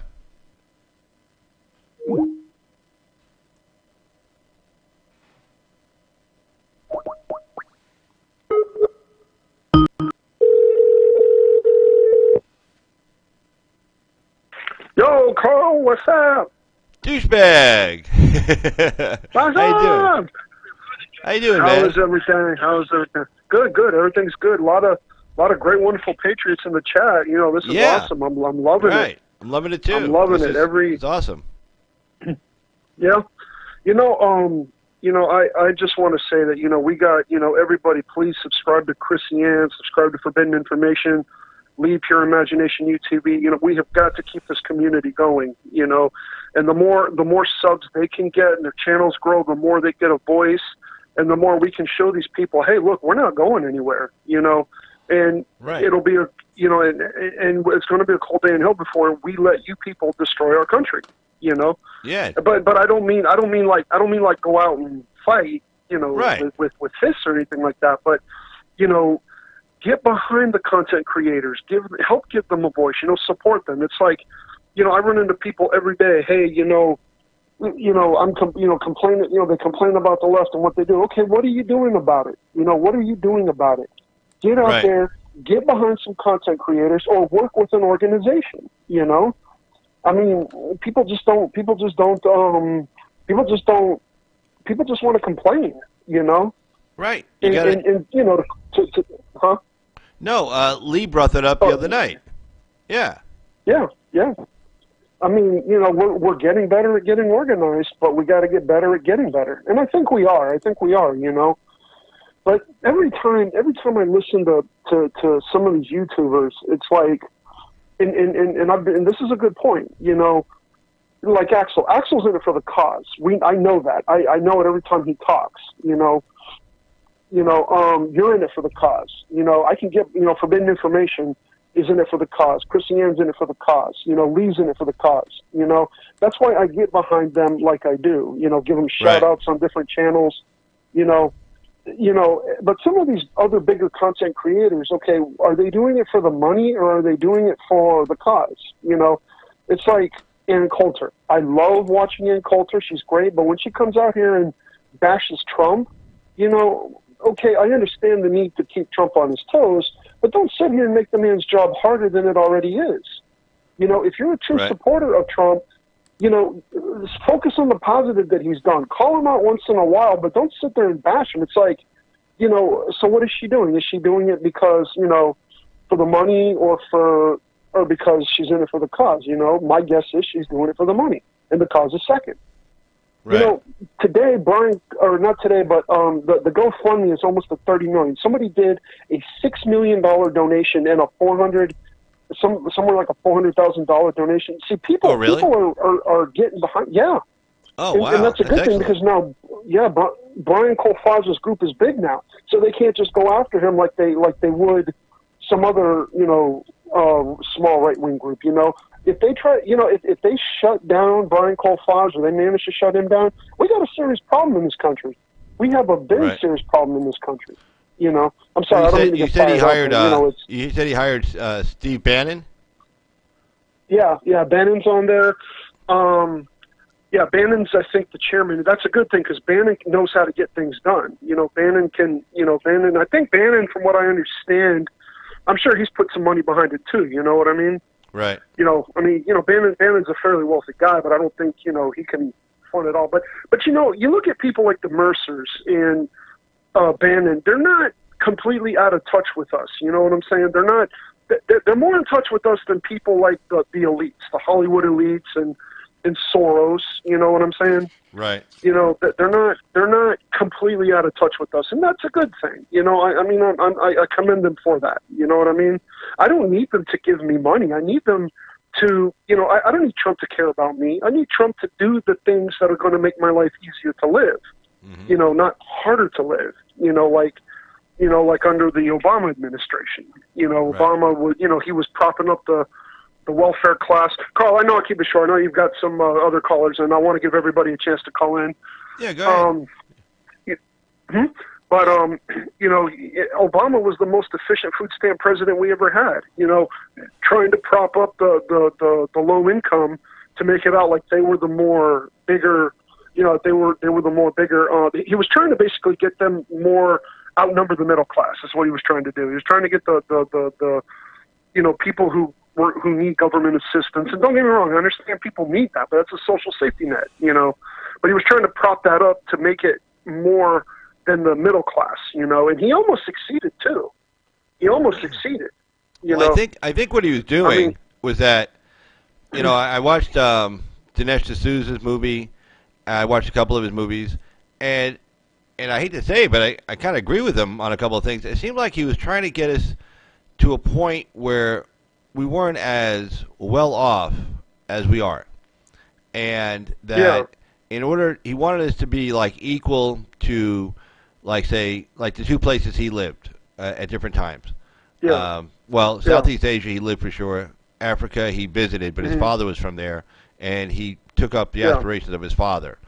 And his father was very much anti-colonial, anti-U.S., anti-Israel, all those kind of things. Yeah. So he wanted to make us all equal because he felt like the poorest people in this country were way better off than most of the people in like Southeast Asia and Africa.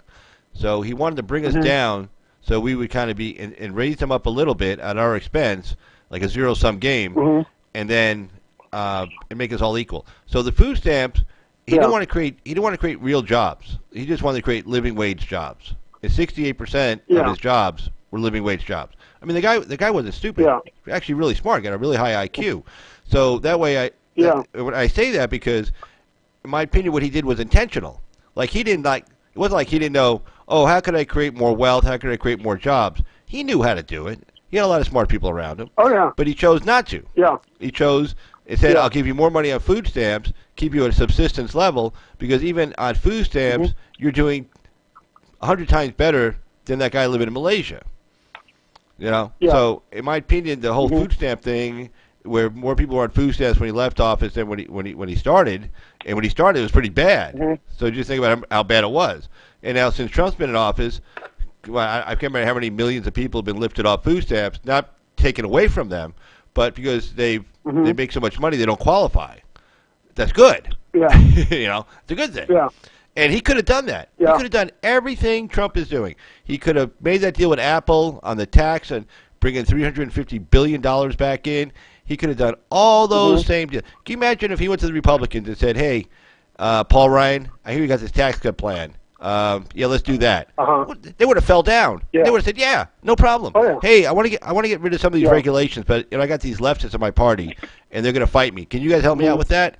We're like, "Yeah," and like his economy would have been going gangbusters, just like Trump's economy is going, and it would have done it back in 2011, 2010, instead of 2017. Which would have helped a hell of a lot of us. including me and a lot of people I know. Yeah. But instead, he didn't care. So, well, he did care, Yeah, but he no, he cared didn't. about the wrong people. He cared about people around the world Yeah. versus caring about us. Mhm. And we elect him to be president of Yeah. us, United States, not president of, Southeast Asia. Okay? I Yeah. didn't vote for that. Yeah. Oh, heck no. No. Obama, Obama had, Soros, doing, so I think sometimes, I don't know why, what's another thing too, what a lot of people don't understand, as much as right now I'm not fond of the Democrat Party, but if the establishment loses control of the control of the Democrat Party to the progressives, the rhinos and the establishment are going to be at a disadvantage. I mean, as much as everybody's enjoying the infighting is not good, because if the progressive wing, if the far left progressive wins, we're going to be even more screwed than we are now. And it's like Biden. They don't want Biden because Biden's too far to the left. I mean, he's not far enough to the left. He's Right. kind of a moderate corporate Democrat. And Right. I was watching Howard Schultz today, and Howard Schultz seems to have more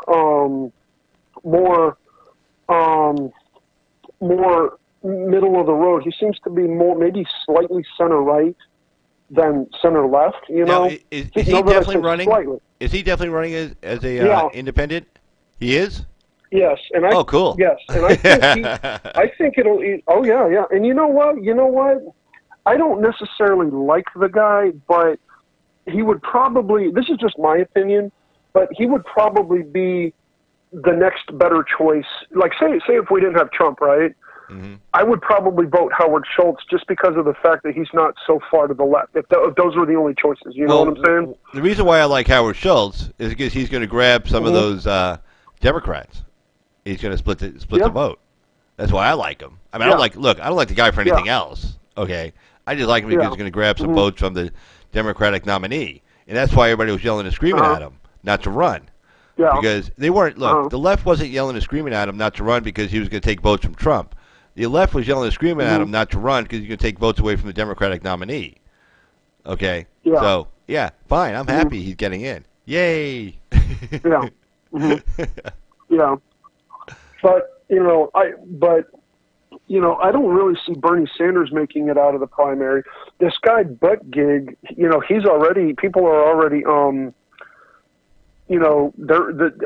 don't know how far he is to the left, but they're not going to want him either. Yeah, we just talked about him the other night. You were there, yeah.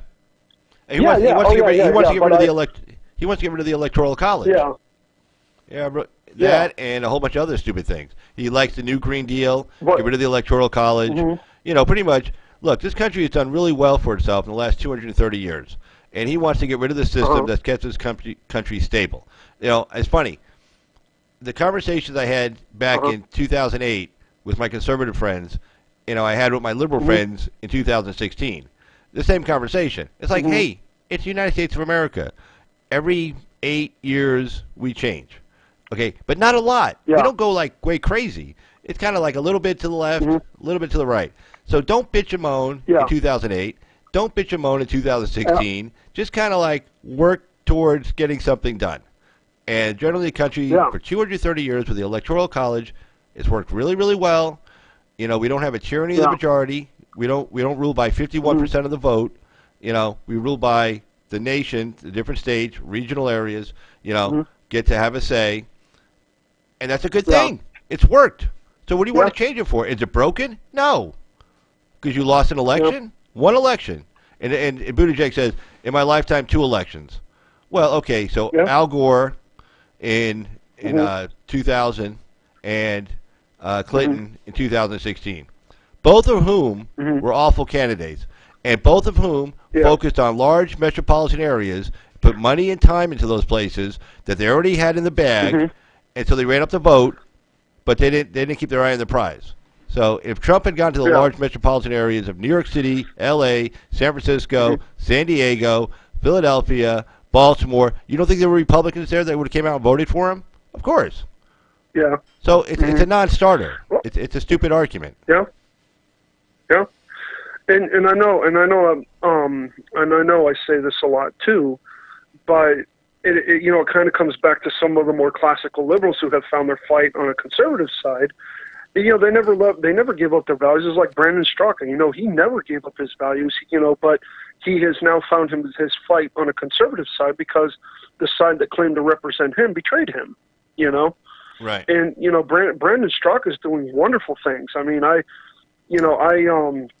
don't catch his videos as often as I'd like to, but he like I said, he's one of the reasons why we kept the Senate. Despite all the voter fraud. I mean, yeah, the left came out in force. We know this, but they had voter fraud in their favor. But we also had the walkaway movement in our favor. There's also the walk, don't run movement. I don't know if it was started by Brandon Straka or not, but that was another thing that factored in. And another thing that's funny is that I'm sure if you've read about the Cambridge Analytical thing, that was Mercer. They started another data firm company, I believe, Emirates something, I think. I remember reading about that. I haven't read the article yet, but it goes to show that the Mercers they're not going anywhere either, just like we're not going anywhere either. And like I said, thank God they're on our side, because if they weren't, if we didn't have them and Trump, we would probably be in a very bad situation right now. And let's not forget Sheldon Adelson. Sheldon Adelson. Las Vegas. He seems to be, he's a conservative. And he thankfully he's on. I mean, I'm not fond of the guy, but thank God he is on our side to a degree. He's not. I don't think he's involved as heavily as the Mercers are, but. I know that he tried to do a group one time to counter the Open Society Foundation. And see, Sheldon Adelson's very pro-Israel, where Soros is anti-Israel. So that would probably put him at odds with Sheldon Adelson as well. And Adelson would want to do what he could to protect Israel. So it's like, there are those billionaires and those millionaires out there. They don't make. I think they probably had more exposure now than they have in the past, just because if you look at everything that's been exposed since Trump got into office, we had no idea that the globalists had their hands in our justice departments and our local law enforcement, even some sheriffs, you know what I mean? Within the IRS as well, Right. But at the same time, it kind of brings out the conservative billionaires who are fighting against these people. They don't really, they kind of fight from the shadows, if you've noticed. Not too many people have heard of Mercer because they don't talk to the press, but people know who they are. They don't usually, again, they don't do interviews, and that's probably smart of them. Right. And again, sometimes it takes another kind of evil to fight another kind of evil. Although in this case, it's the lesser of the two evils, that we got to get behind, Right. If these Democrats, what these Democrats ought to do is just come out and say, hey, look, these globalists have a stranglehold on us, because that's exactly what's happening. The globalists aren't going to let them run on anything else. They won't let them, they're not going to let them secure the border. They're not going to let them work with Trump, See, people don't understand that, like Chuck Schumer, I'm willing to bet you anything like Elizabeth Warren. I'm just speculating on this. Elizabeth Warren, Chuck Schumer, maybe even Nancy Pelosi, Dianne Feinstein, they may quietly agree with a lot of what Trump is doing, but the globalists will not let them, because they, who knows what the globalists would do, Although, I didn't get to read it all. Maybe you did, but boy, it looks like Pelosi kind of slammed AOC and her friends pretty good. Yeah. Yeah, and she needs to get those three under control. Yeah. She's got to let them know, hey, look, I'm the real bitch in this place, okay? You can say what you want about Pelosi, but that woman's one hell of a politician. She didn't get there by accident, and she's not going to let these young kids try to, usurp her power. She worked way too hard for way too many years to get to where she is. And so she kind of put them in their place, it sounded like pretty hard. You know, and she controls those committee assignments. So if they want to take her on, be like, oh, good, you can sit on the House floor and make your 3-minute speech every day, and that's it. You don't get to be on a committee, and nobody's gonna challenge Pelosi on that. She's no, I'm tired of this shit. The tree's gone, and if you don't like it, hey, vote for another speaker. Have a nice day. But while I'm in charge, this is the way it's going to be. Yeah. Yeah. And you know, they need to and you know, like I said, it's like, you know, the establishment needs to get control of these progressives. You know, see, that's what the conservatives need to do within the party. The progressives made their voices heard in the Democrat Party. The conservative base needs to make their presence known in the Republican Party. You know, I mean, that's one thing. That's one thing. Keep in mind, I'm only pointing out the energy. I'm not pointing out, you know. But see, it's like what we were saying on your last panel.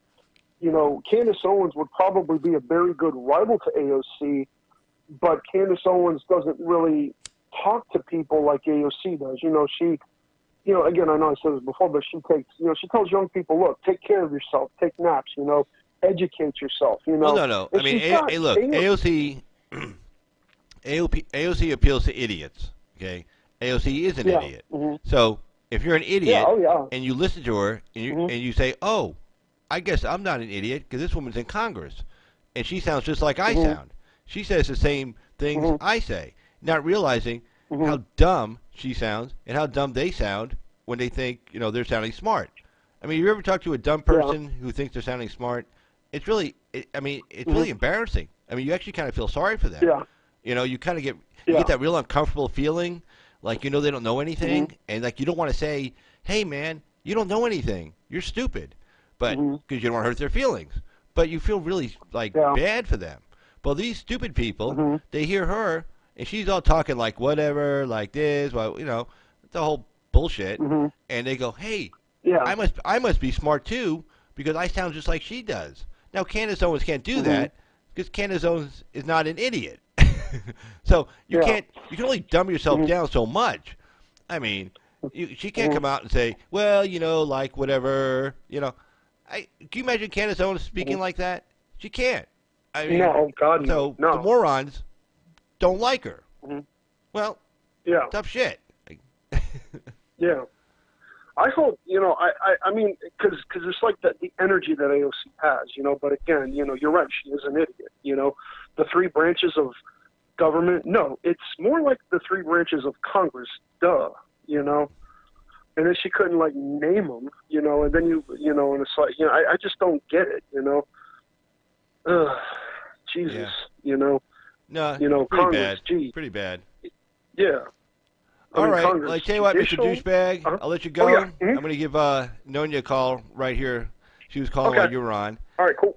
So, hey, man. Okay, hey, cool, thanks for everything. Thanks for all the people you brought over here. Oh, you're welcome. Totally appreciate it. Oh, yeah. And, yeah. Great job. And the next, I'm not sure what the next panel I'm going to do, but I'll shoot you an email like I did last time, and I'll get you a phone call like I did last time.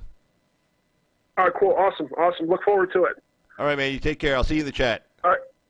All right. Take care. Bye-bye. Right, bye. And that was, of course, ladies and gentlemen, the great douchebag. I'm sure we all know him. And fantastic guy. And what he does, he helps out a lot of people. He goes around and he talks about other people's sites on like really big sites. Like, you know, I'm not a big site. You know, I'm a small site. But he goes around the big sites and he mentions other people's names and their sites and stuff. And that's really good. He puts a lot of time into doing that. And it's really good to promote other people. And he's promoted me. I mean, I'm totally grateful. And you know, he just does it. Doesn't get anything for it, you know. Just does it because he thinks it's a good thing to do, and it's the right thing to do. And that's a good thing. And you know, so he's a cool guy. He's a funny guy too, also. Yeah, I don't have that kind of humor, but sometimes I do, but not all the time. I'm going to give this Known Your Business a call. There we go.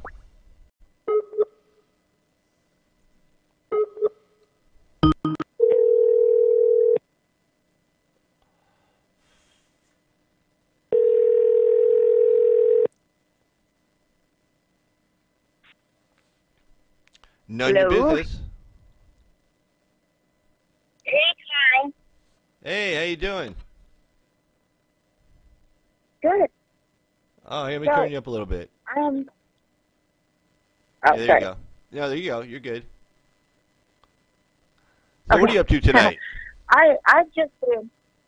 I'm sorry. What are you up to tonight? Oh, I got into doing modeling, so I've been modeling stuff now. Oh, no Like shit. clay modeling. Really? Yeah. Oh, okay. So I just made a little Cthulhu head. Oh. You know who Cthulhu is? No. Oh, it's a nerd thing. It's a nerd thing. Okay. All right. Well, you said your husband was a gamer, so I figured, kind of like, yeah, okay. Yeah. Hey, did he help you out? Exactly. That's exactly where it's going. Did you ask I'm him sorry? to help? Wait, did you ask your husband to help you out on that? Putting the live thing together? Because I told you what he does and what we do is very similar. You know, I actually haven't gotten around to that yet. He just started with the Texas A&M stuff. So he's been reading a bunch of his books and things and kind of getting heavy into that. And since I've been redecorating and playing with a new hobby, I've just kind of been out of the loop most of the time. I tune in and I listen while I'm doing my stuff. Right. But I haven't been really involved. Well, it sounds like it's a really healthy hobby. Tonight. I mean, it sounds like a good hobby. Exactly. Yeah. Yeah, I think so. Yeah. But I did want to I got involved. I jumped in on the chat room this evening. I wiped off my hands and I had to say some stuff because I was just going nuts. And things are swirling in my brain and I feel a need to put a different view out concerning something that your first caller said. Yeah, go ahead. As far as the whole third world kind of better, it sounded like she was saying like they were a little better than us because we're so materialistic and have a throwaway stuff kind of a society. And if that wasn't what she was saying, okay, cool, but it came off that way. And I just wanted to say that because I lived in a country like that. I mean, even though, yeah, China has a lot of money, but most of its population is still third world. And right. I was in it. I was around it. And like the whole thing that she said with, they keep a plastic spoon and use it multiple times or up until it breaks. That's not because they're conscious of being a throwaway society. It's because they have no choice. And I think to glorify that almost like sounded like, what great people, they're taking care of things and they're not materialistic. They don't go out buying a bunch of stuff. It's because they can't. They have no choice. They can use their hand or they can use the broken spoon they picked out of the trash. And I think that's something that people, right. especially if they just go and visit a place, they don't get that. Well, I think it's not. Yeah, kosher. I'm not sure if she was going that far. I think what she was saying was, and I kind of brought up two things in response to that. One, I grew up working class where we couldn't run the heat, but we didn't care because we had a lot of love. It wasn't that we substituted. It wasn't that if we had a lot of things we wouldn't have the love. It's just that it wasn't important. And the other thing I countered, not really countered, but kind of brought up along those lines was that if these countries with the same natural resources, landmass that we have proportional to their population, allowed their people to have a free market economy, then they would have more things. And that wealth would be created from that. So, yeah, I'm not sure if she was going there. I kind of missed it, but maybe I did. I'm kind of always I'm half listening, and I'm half paying attention to the production. I got 3 computers in front of me here, so if I missed that, I did. But I could have maybe took it a little bit more like what the heck. Just because I'm a vicious little cuss. So I take everything for what the heck. But no. It was making me crazy because I was like, you've got, and like talking about a whole bunch of people living in a small space, but they love each other and they're happy. They don't want that. If they could, they would absolutely have more space. They would totally. The minute anybody gets money in a situation like that, they're not, oh, I'm going to put it in the bank and save it for the future whales or something. They're like, we're getting out of here. We're out of this situation. And thievery is high in those areas because people have nothing. It's not because they're wonderful and special or anything. And it just came off to me, in my opinion, the way I heard it. It sounded like she was kind of like, you know, I'm ashamed to be part of the American consumer kind of situation. Don't be ashamed to be an American. Unless you're, and if you're dumb enough to go to a country where they're going to chop your head off, that's on you. But if you're going somewhere where they want us, they want our money, don't be ashamed of it. I used to feel the same way, so I get it. When I first moved overseas, I was like, ooh, I should say I'm a Canadian. But it didn't take me but a couple weeks to just start stomping around like, no, I'm an American, get over it. Because they don't like us one way or another, but they want to be us so bad. It's eating them up. Right.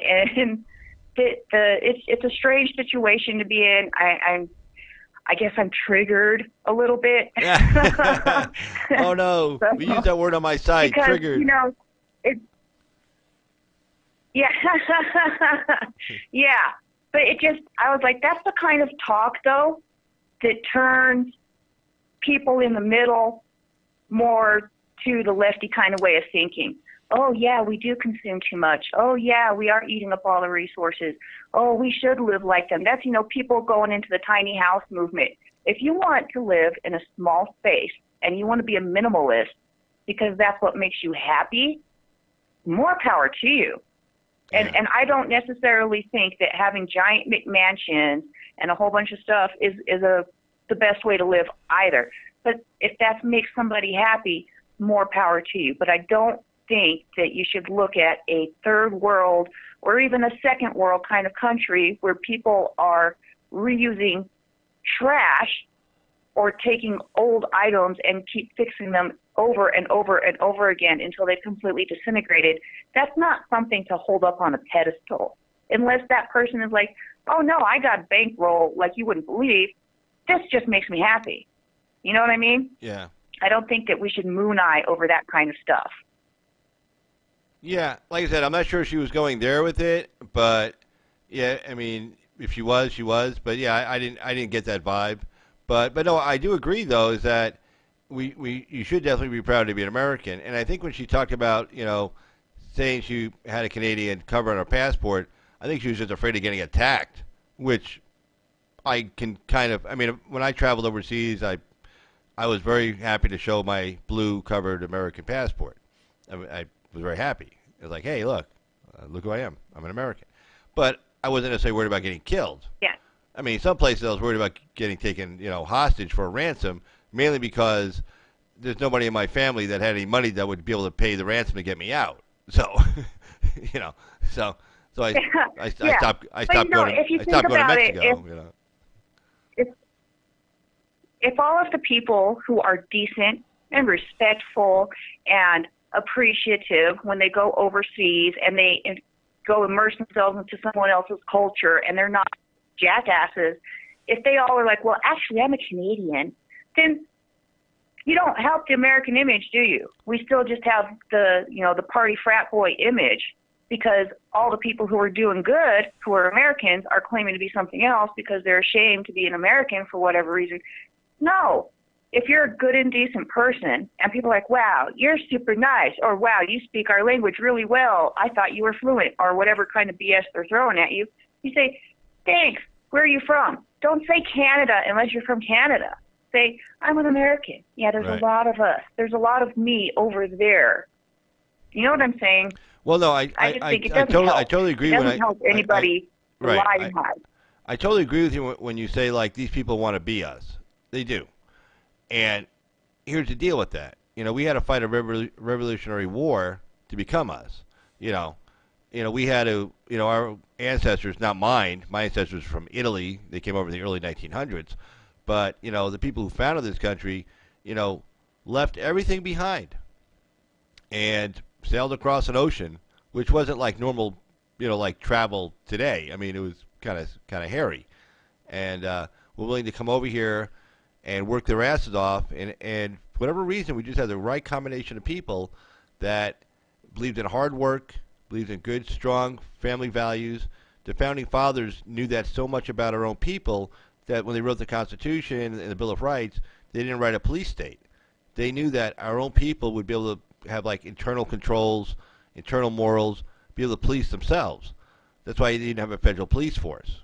You know, the FBI was created in the 1900s. And and there was a big debate about that too in the 1900s. The debate was, hey, look, the Founding Fathers didn't want a federal police force for a reason, you know. But you know, the way we are right now, we're letting all these people in from these third world countries, and they don't have a lot of internal self-control. They don't have that same kind of work ethic. They don't have that same kind of those moral values.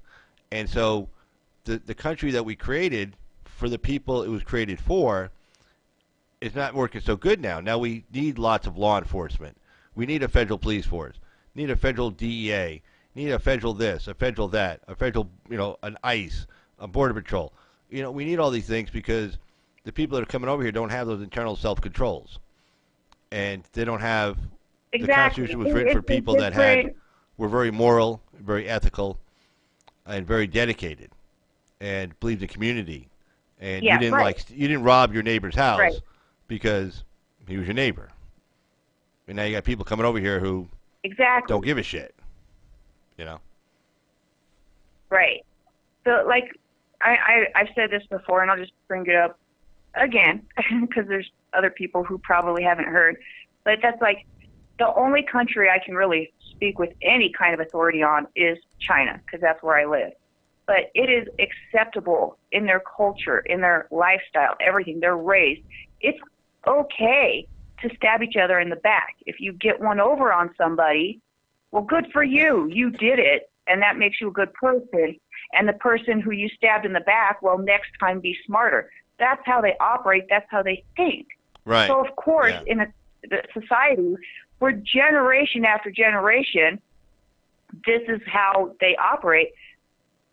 A lot of them, if they would come over here, especially if they're doing it illegally already, you know, that's how they're thinking. Right. I got one over on you. Yep. Good for me, bad for you. Next time, pay better attention. So Right. that Next- kind of next a time you should thought pay better process attention than is you will let me really get one over on prevalent you. in a lot of other countries. I'm sorry. I talked right over I'm you. sorry? Go ahead. I talked right over you, so repeat what you just said. Okay. Well, I don't know what I said. well, it was, you know what? It was really, really good. It's like when I started the live stream and I had the volume switch turned down. What I said was really, really good too.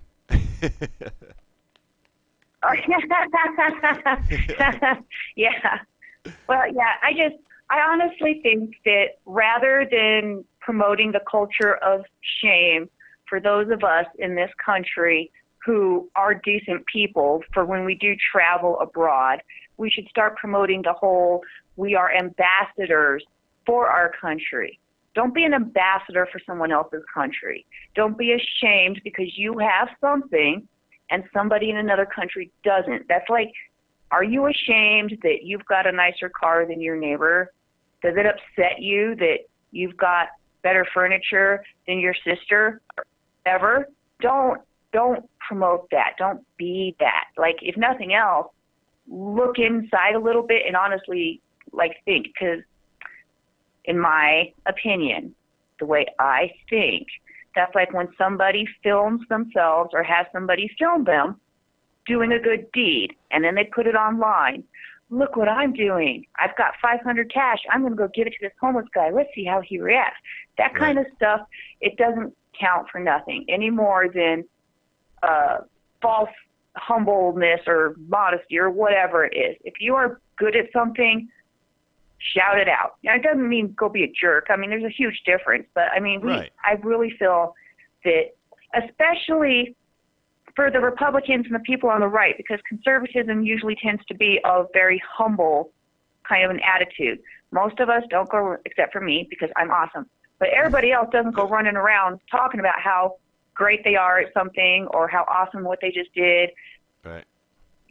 Without being a jerk. Do you know what I mean? Like, there's a difference between being a braggart and being proud. That's what I'm trying to say. Don't be a braggart, but be proud.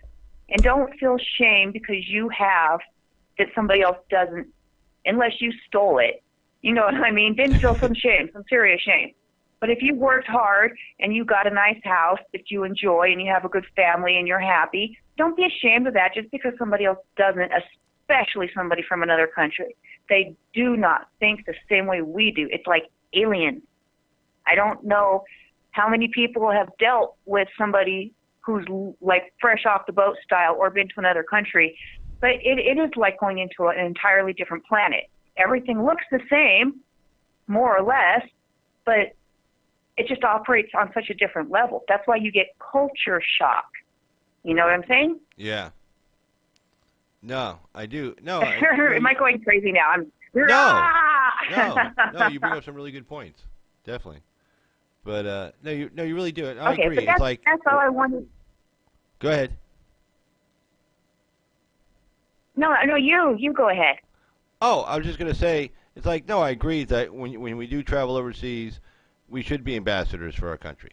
You know, there's nothing to be ashamed of in our country. I mean, look, everybody around the world is trying to shame everybody. This Paul Watson covered this Notre Dame cathedral burning, and he went to like, you know, some Al Jazeera, you know, YouTube channel and stuff, and went to the comment section, you know, and all these, you know, Muslim people were all cheering on the burning of Notre Dame and burning it down, and I mean, not burning it down, but like the fact it was on fire, and they were celebrating that because it's like Western culture, Western history, you know, they were happy. It's like they want to erase it, they want to get rid of it. It's like when they were in Afghanistan. There are a bunch of Buddhist, you know, temples and big statues of Buddha. Well, you know, they're carved into mountains and stuff. Well, they blew all those up. You know, they want to get rid of everything that isn't, you know, based on Islam. And you know, Christian churches, Catholic churches, lots of arson going on in France. A lot of churches have been burned. A lot of statues, you know, Virgin Mary, Jesus Christ, been decapitated. They went to one church. They took all the, you know, unleavened bread, you know, used for like the host, the sacrament, you know, scattered it around, you know, peed on it, put feces on the walls, you know. So what people around the world are trying to do is like say, we're evil, and you have to go. Western society has to go. Western civilization has to go. Western culture has to go. You know, our history is just evil, and that's the end of it. But you know, some commentator, I can't remember who it was, said, okay, and replace it with what culture? Do you have a better one? Like you've been to China, a Far East culture? Is that better? Really? Africa? Is that better? Is that a better culture? South America? Is that a better culture? Southeast Asia? Is that a better culture? You know, what does that create? Look how people live in those areas. So obviously their culture leads to their living conditions. Our culture has led to our living conditions. So which culture should you choose? Well, I go with the winner. Us. Right. Exactly. And if nothing else, I think the proof is in the fact that everybody and their brother is trying to come to our country. Yeah. Crook or hook. Yeah. I mean, people are risking their lives. You don't see any of us running off others. Yeah, people are risking their lives to get here. They're subjecting themselves to being raped, being robbed, being beat up, all kinds of horrors, you know, south of the border just to get over here. People are overstaying their visas, getting fake IDs, you know, coming here from like, you know, Africa or Southeast Asia and overstaying their visas, or somehow finding a way to get to Mexico and then come across the southern border. I forget how many different citizens of different countries there were coming across the border. Something like 14 different countries from around the world come across illegally through the southern border with Mexico. You know, I mean, everybody wants to come here, and then they get here and they tell us how bad we are. Well, then why did you want to come here? I mean, if you want to turn it into your culture, you want to turn it into Pakistan or India or the Congo or, you know, Venezuela or, you know, some other crappy place. Well, you know, don't do that. You know, stay where you were and, you know, live it out there. But don't come here and try to change it to the culture you just came from, because it was so good, you would have never left. Who would leave? It was so good. Right. Why would you risk your life or risk going to prison to come somewhere that was such an awful place? It's stupid. Right. Right, and like you guys did point out in the beginning when you were talking about some of the other countries have incredible amounts of natural resources that they just lay to waste because their culture or maybe their government, I'm not sure which one to pin that on, just there's without the education and the desire and the know-how, you know, that's why people are in little tiny huts in tropical forests. And I'm not saying burn down the forest or cut them down or do stupid stuff or anything like that. So if anybody wants to get stupid, like, come on now. I am saying, though, that there's a vast amount of resources in a lot of these other countries that are not being put to use that could help these countries. And instead, they're shoving them off onto us and eating up all of our resources.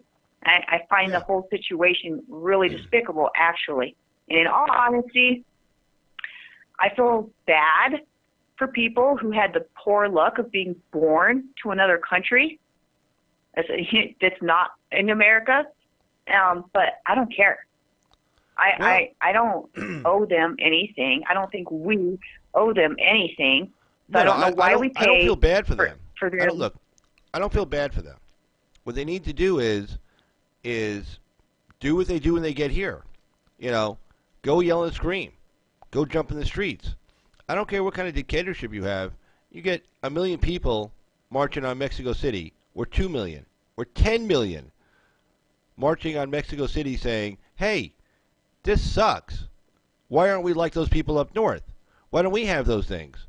And we want to change. I guarantee you somebody would be listening. They say, oh, shit, man, there's 10 million people outside with pitchforks. We better start changing a few things around here. But instead, they don't stay. They don't duke it out. They leave, and they come here. So their country never gets fixed. And then when they get here, they send money back to their people back home, which I get, but the Mexican government grabs a big chunk of that, okay, and goes into their treasury. So, you know, stay there and fight it out there. Make your country a better place. It can be done. You can do it. It's happened in history. Stay there and make your country a better place. That's what you need to do. And we'll help you. God. Exactly. Hey, say, hey, we formed a democracy. We want to start capitalism. You got anybody who knows how to help us with that? Shit. Yeah, go to the Hoover Institute. You'll find like 20 guys on a plane tomorrow volunteering, showing them how to set up a capitalistic economy with like a small social safety net. I mean, it'll be done. And it won't, you're talking maybe one generation, maybe 25 years. Maybe 25 years to get it done fast. You know, because if the government's not running it and the private sector is running it, it's gonna go through the roof so much faster. And plus, you get tons of foreign investment. People want to be building factories there. I mean, I mean, they'll go through the roof. You know, just do it that way. You know, okay. Carl's opinion. Yay.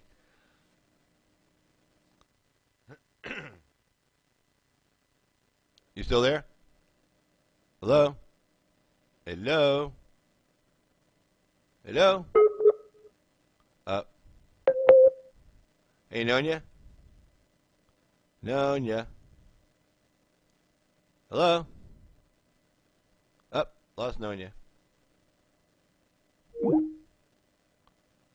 Well, that was a great Nonya business. We lost her, unfortunately.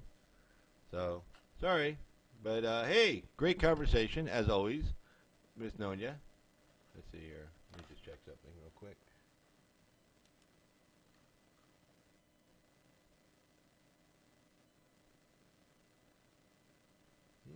Good.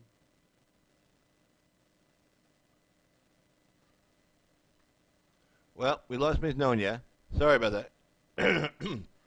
No, you hung up on me. You hung up on me, Nonya. She said, I'm not talking to Carl no more. I'm going to hang up on him. Click. Because I heard that clicking. No, just kidding. But hey, it's 10 o'clock West Coast time. We make it 1 o'clock East Coast time. We've been on for a little over 2 hours. And I think we'll call it a night for tonight.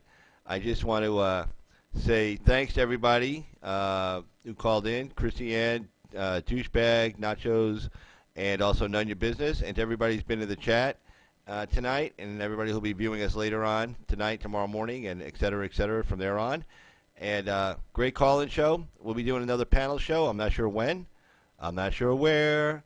I'm not sure when. But we'll be doing another panel show. You can count on it then. Yay. But anyway.